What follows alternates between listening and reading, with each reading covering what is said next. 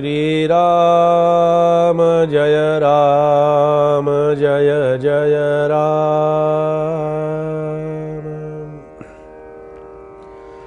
श्रीराम जय राम जय जय राम।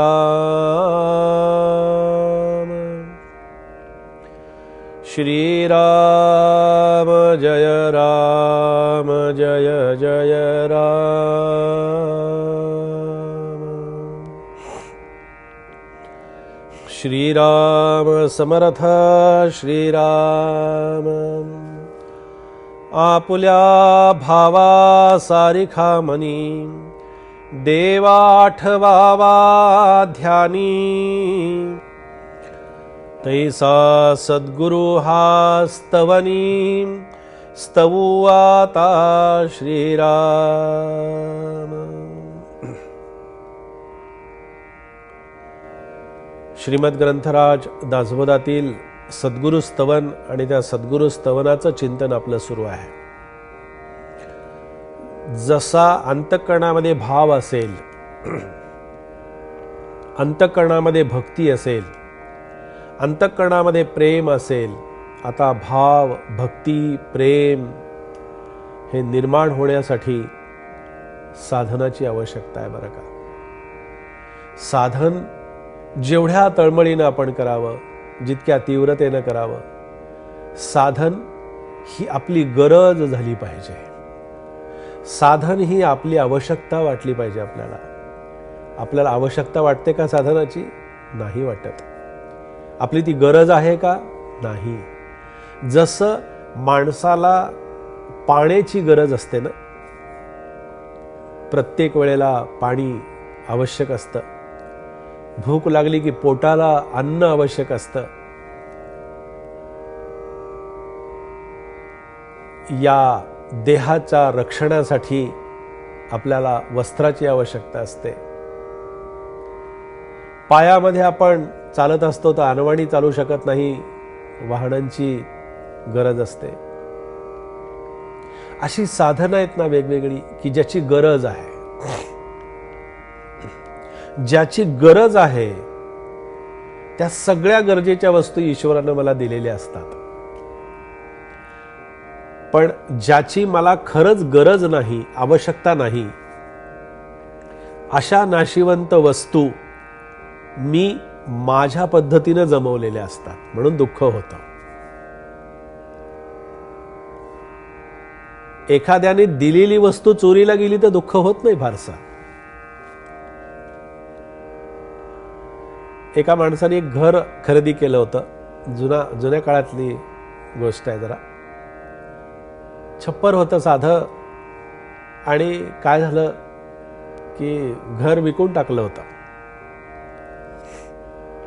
घर ज्यांनी खरेदी केलं ते सगळे व्यवहारही त्याचे पूर्ण झाले होते, आणि व्यवहार पूर्ण झाल्यानंतर 3-4 दिवसातच त्या घराला आग लागली। ज्याचं घर होतं तो 40 वर्ष त्या घरामध्ये राहिला होता, पण 40 वर्ष त्या घरामध्ये राहूनही जेव्हा त्याला कळलं की घराला आग लागलेली आहे, तेव्हा त्यांना असं म्हटलं की आता झालं, माझ्या त्या घराचा व्यवहार होऊन गेलेला आहे, आता मला काय त्याचं। पहा माणूस किती स्वार्थी आहे। 40 वर्ष त्या घरात राहिलास।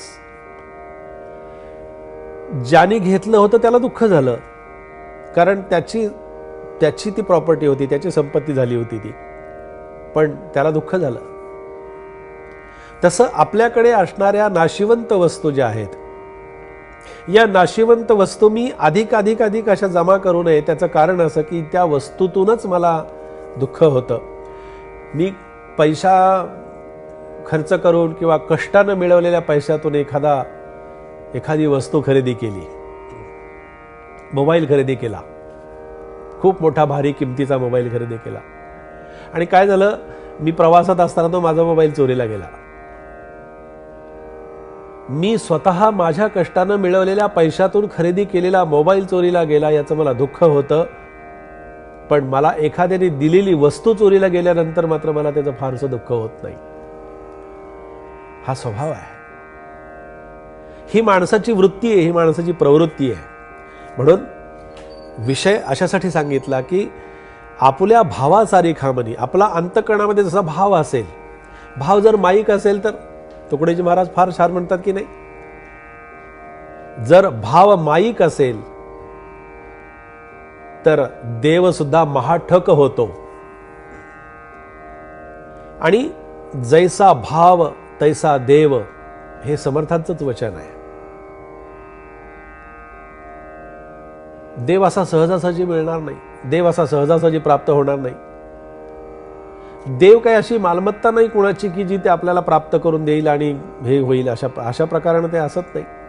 आपल्या अंतःकरणातला भावच देवभाव प्रगट करत असतो.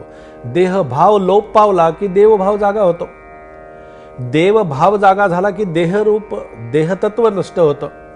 म्हणून देवभाव जागा होण्यासाठी, देव अंतःकरणामध्ये आहे याची जाणीव होण्यासाठी देव आठवावा ध्यानी. आपल्या भावासारिखा मनी देव आठवावा ध्यानी. देवाचा आठव करावा, देवाची आठवण ठेवावी. आणि मग समर्थ जेव्हा म्हणतात, आठवला श्रीराम हृदयी,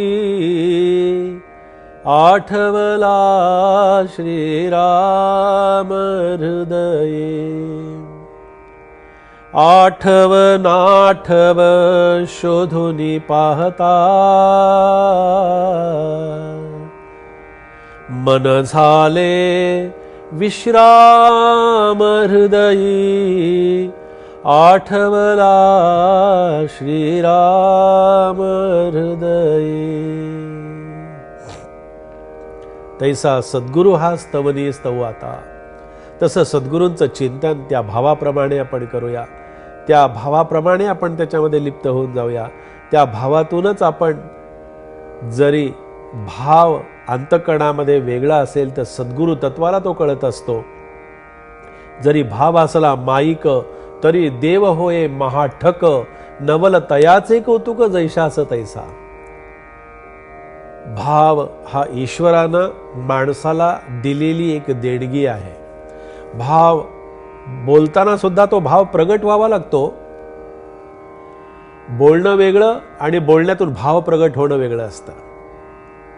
बोलणं ज्ञानानं अभ्यासानं जमू शकतं, पण बोलण्यातला भाव अभ्यासानं आणि खूप काही त्याच्यासाठी ओढाताण करून तो जमेलच येईलच याची खात्री असत नाही.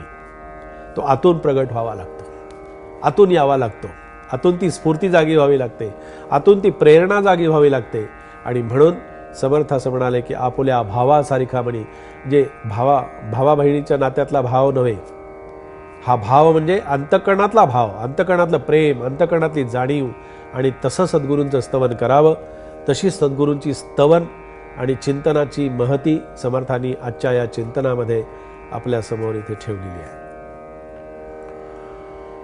जय जय रघुवीर समर्थ.